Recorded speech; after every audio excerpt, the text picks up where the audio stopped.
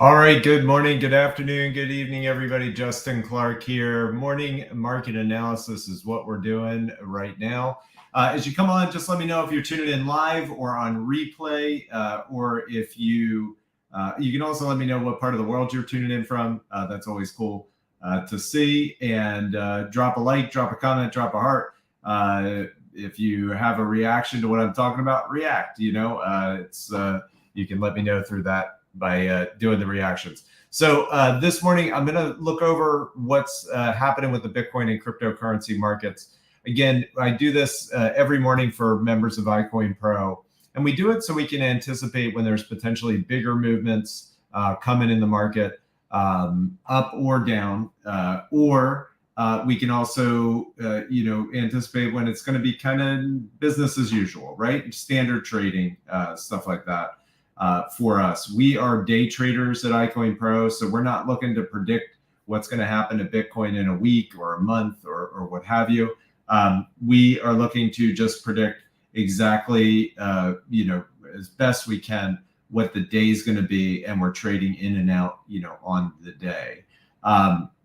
So I will say right now, it looks like pretty much business as usual for us right now. There's one thing I'm keeping an eye on, which I'll cover here, which could be good for Bitcoin.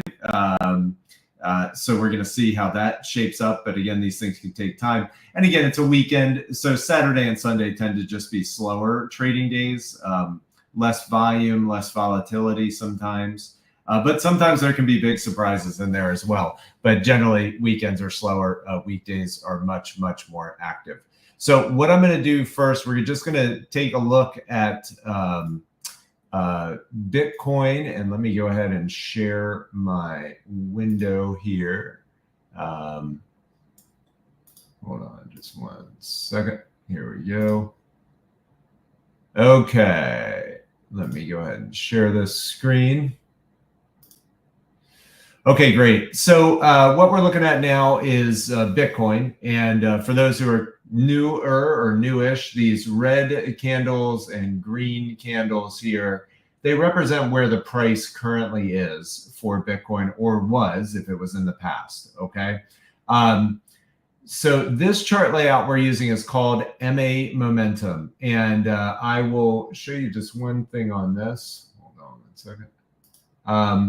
MA Momentum is a training you can actually do. If you go into the iCoinPro training, you can go to part 3, and you can find this right here, MA Momentum. It's module 5. It's something you can do as almost a standalone module once you've done probably the boot camp. And it's great because it teaches you this chart setup. This chart setup is in your software. This is the iCoinPro software. If you go up here, click load chart layout, you can load the MA Momentum chart setting, and it'll bring up that chart. This is our standard chart for doing our trades on the 5-minute candles. But the MA Momentum chart setup, we're going to be looking at things from a bigger perspective, and using the 1-day chart or even a weekly chart when you're looking at this. So right now, what we've got going on is we've got, and this is, I'm going to quickly summarize how this works.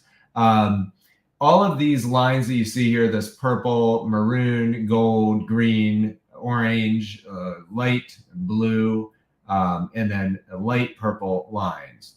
These are all what are called moving averages. MA stands for moving average. And this is just a calculation of the average of the price. Like this purple line looks back 150 days on this chart, right? And it's looking at the average price, so it's plotting that out. Bottom line is you don't need to know how that all works. You just need to know how to use it. The way you use it is if we're trading above all of these and the market is generally staying above like we have since we went down to about 15,000 and broke through, and we're trading above these, that's positive. We're potentially in a bullish scenario. The market's potentially moving up right now. Not likely that we're in a bearish market, but things can change. But again, the really good setup is when the price is trading, above all of them, and you see these other lines pulling away, the purple, the maroon, the gold. They're pulling away from where the price action is. That's really, really good.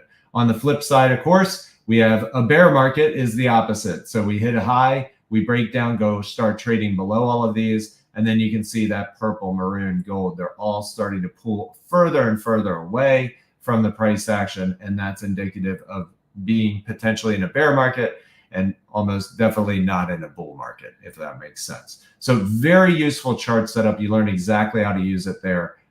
So right now, we just came through a period of uncertainty. Bitcoin was going back and forth.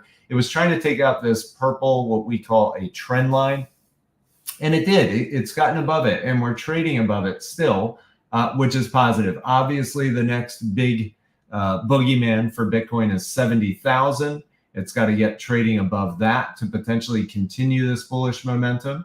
A big, giant green candle right now that punches through 74,000, 73,700, 70, around there, 74,000 with tons of volume. This is volume down here.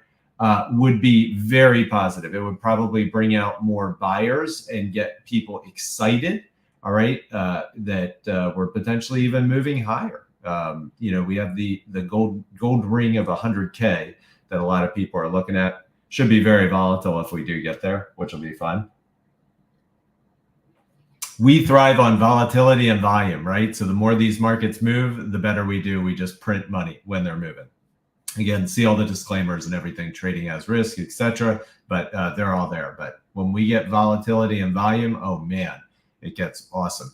We can compound our profits dramatically, very dynamically. So so right now things are looking pretty much overall positive, and we're trading up above. We could get pullbacks of this purple line, but if we see when they pulls back and then people quickly buy up the purple, this light purple line like you see here, that's very bullish. Okay, that means people are believing we are trending up, and they're showing up to buy that purple line. You can see it over and over and over again. All right, once we lose it, that's not good, but you get the idea. So that's where we currently are now. On the flip side, that's the positive stuff, right? We break through 70K, and then we get through 74K. We have good volume. The market could want to continue this momentum. On the flip side, if we lose this purple line, that's going to confuse people right now, okay? That's sitting at about 65. So if we lose 65,000, and then below that, the big one is 60,000. That would not be good. It would confuse the market. The last line of defense of the bull market, quote unquote, is this purple line here. If we lose about 57,000, that wouldn't be great. So right now, we do need to keep an eye on like 60, about 65, this purple line, 65, 65.5. If we come back there and put pressure on that, we could see some of the altcoins really implode more dramatically than Bitcoin, which would produce great dip trades for us potentially as day traders. Our dip trade is covered in our free bootcamp. If you want to learn how to trade, do the free bootcamp. You can get it from, if somebody shared this video with you, you can get it from them. If you're watching this and you're just discovering iCoinPro, you can actually get it from, just send an email to support@icoinpro.com. They can figure out who referred you, or they can get you a referral in your same time zone or general area. All right, so again, this here purple line is our last line, is an important area. If we do lose that, the alts can implode even more, producing even more dip trades, which would be great. We love them. We love when the market goes down. We love when it goes up. All right, either way. All right, so that's what I'm seeing here. So again, 70K, 74K, important levels. If we bust through those with good volume, it could bring more buyers out, okay? Could get the market excited about the potential of moving higher, all right? If we lose 65K, could bring out more sellers and end up pushing down and pushing on 60K. If we push on 60K, man, the alts are probably going to get, dump quite a bit in anticipation of this trend being over, all right? So we'll just have to see. Again, you have to take these things one day at a time. And whether or not we're going to get anything extreme here on the weekend is not likely. Usually Monday is when we'll start to see some good action. Now, one other thing I'm just watching here, the shorts and longs. So a long is somebody who's betting Bitcoin's going to be going up with leverage, which means it's very risky. They're borrowing money and it's risky. Shorts are people betting Bitcoin's going to go down with leverage. And again, it's very risky, okay? So right now, the shorts are getting pretty confident. They're not quite overconfident yet, but they're getting pretty confident. People are feeling like Bitcoin is going to go down from this area.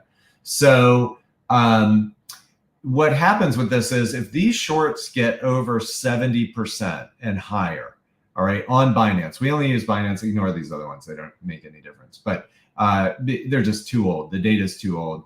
Yeah, it's not accurate. So the shorts are getting up there. If they get over 70% and we see our price keep climbing and climbing and climbing and climbing, we can get what's called a short squeeze, which can be a dramatic jump upward of the price of Bitcoin with volume, okay? It's called a squeeze because all those people who were betting Bitcoin was going to go down get squeezed out of the market, all right? Meaning that they get liquidated, okay? They get out of the market, liquidated, and then the price can rise dramatically. So we do need to keep an eye on that, right? The opposite can happen when the longs get over 70%. We always watch this. So, but right now it's pretty much business as usual. But, you know, if those shorts keep going up and the price keeps climbing up, at some point it's like a pressure cooker, it can just explode. So we'll keep an eye on that pretty much on the daily. You can get that from blockchainwhispers.com is where you get it from. And the last thing I just want to cover here is, are there any good buddy coins to watch? I am not seeing anything I'm super excited about. I usually leave this set on about 10 million in volume to scan for. These are our trackers, right? We have 3 different trackers: a spread tracker, blow up tracker, and dump tracker. Tracks big dumps, tracks big blow-ups of coins, and then tracks our bread and butter dip trades when things just start dipping that we want to be trading. Make sure, guys, you keep these lists cleared out. You know, if there's anything on them, usually every 24 hours I come in and I just make sure everything is all cleared out in my dump tracker, blow-up tracker, and spread tracker, okay? That way it'll rebuild these lists for me for the day with fresh data, fresh information, all right? So sometimes if I don't see anything going on in here with the 10 million and up, I'll pop over to the old Buddy Coin Crawler, which you can access by clicking on Trade Finder V1. And this doesn't have a volume filter. And I'll sort by 24-hour volume. Look if there's any coins that have blown up pretty big. Looks like big time in math could be fun, but very small positions. All right, they're moving up pretty big, 24-hour percents up. Maybe if they're really good. But again, on those type of trades, I'm going to wait for pretty extreme movements and trade small positions, but they could be good. And then average low to SMA, if I sort here. Oh, storage is another one. So small positions. Wow, big spreads, 11.75% potential profit on those dip trades. So that's one I might keep an eye on. But again, small positions. Looks like DIA is still in the running. Small positions though, guys. I'm not doing anything big there.